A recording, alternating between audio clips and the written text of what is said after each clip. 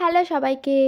আমি খুশি আর আমার সাথে সেদিন বেরিয়ে গেছিল আমার পুরো টিম। সন্ধ্যা দিক করে এখানে বেরিয়েই চলে গেছিলাম বাড়ির পাশেই একটা ক্যাফেতে, যেখানকার অ্যাম্বিয়েন্সটা কিন্তু খুবই সুন্দর ছিল আর ডেকোরেশনও কিন্তু দারুণ করা ছিল।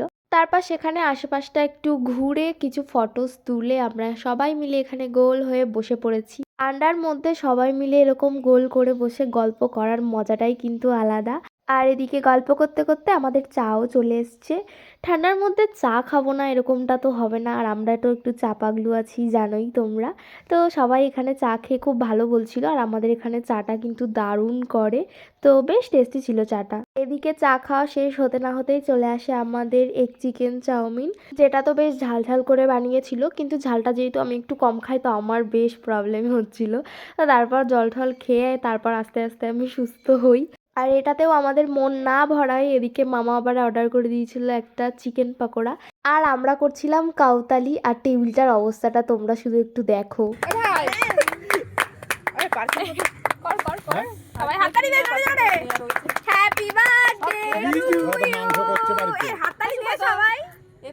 ওটা কিন্তু কারোর বার্থডে ছিল না, ওখানে আমরা মজা করে ওরকম করছিলাম আর ক্যাফের সমস্ত লোক আমাদের সাথে সাথে হাততালি দিচ্ছিল, যেটা খুবই ভালো লাগছিল।